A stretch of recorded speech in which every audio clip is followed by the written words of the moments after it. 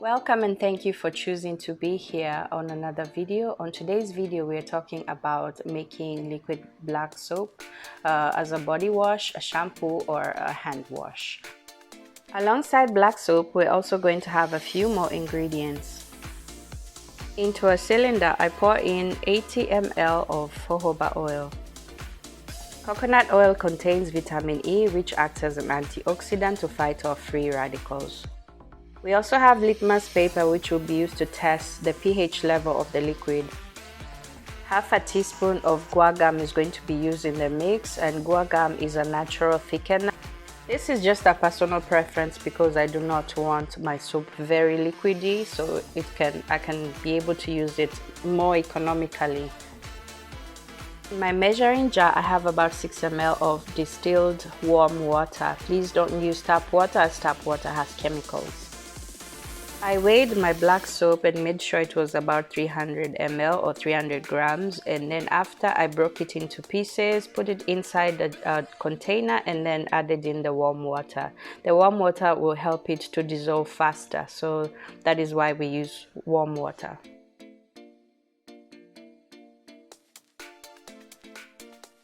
I'm stirring here to help the soap break down more and also to help in the dissolving process until I realize that I can fasten the process by using a machine.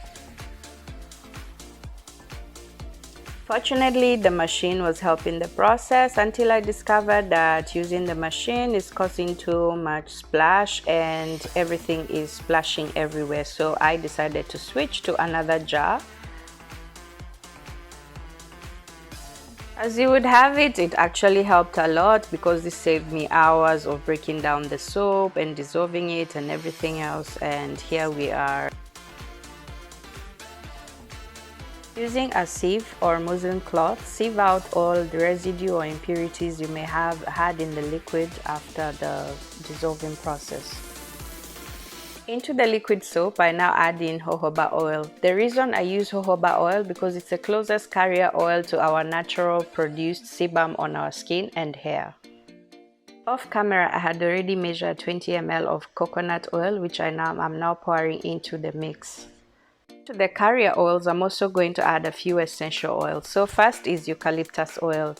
Essential oil is a great antibacterial and also a great anti-inflammatory, which will help further preserve the mix. I add in about 10 drops. I also add 10 drops of tea tree essential oil. It is a strong antibacterial as well as it helps with many skin issues as well as dandruff on your scalp, and great for hair growth. Another great addition is lavender essential oil. It not only smells heavenly, but it's packed with goodness from anti-fungal to anti-inflammatory as well as relaxing features. 10 drops are also added. So to avoid a repeat of season 1, I'm going to make sure I transfer this mix into a longer cylinder jar so it's easier to mix.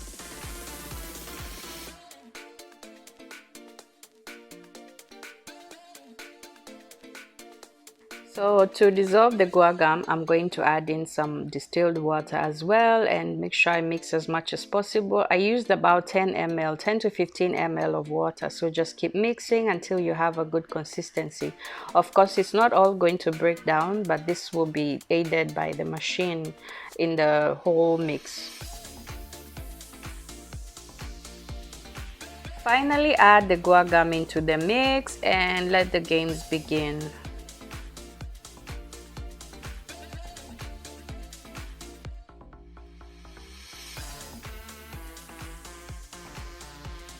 At this point, it was so frothy, I just wanted to eat it.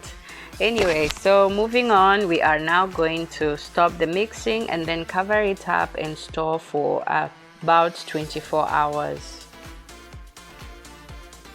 It is essential for any water-based mix to have the correct pH level, and in this case, because water is neutral pH and we use the water to mix the soap, we have to add the acidity, or rather reduce the acidity to about 5.5, which is a normal pH level of our skin and hair.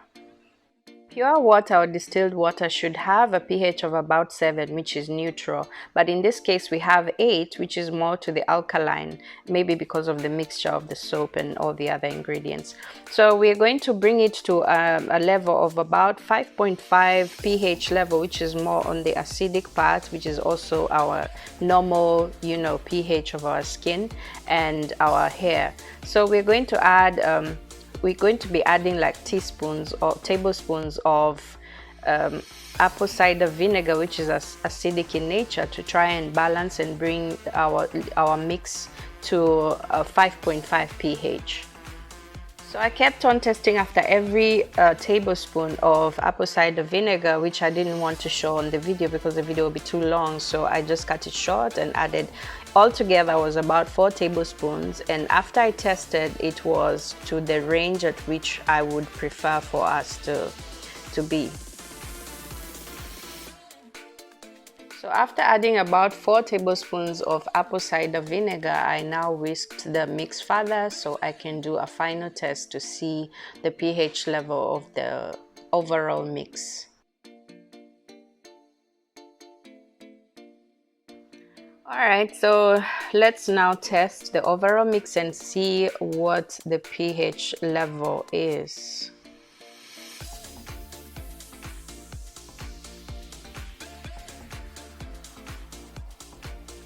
Alright, as you can see, it's about between 6 and 5, right? So that's 5.5, so it's perfect. And then here is a comparison of the original alkaline one versus the now acidic one.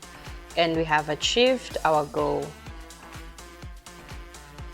Lastly, I now transfer my soap, my liquid black soap, into my recycled bottle. That's why it looks the way it does. It's recycled. I've used it so many times before. So this mix will last me about a month or so. And I use this on my face, on my body, and also as a shampoo for my hair.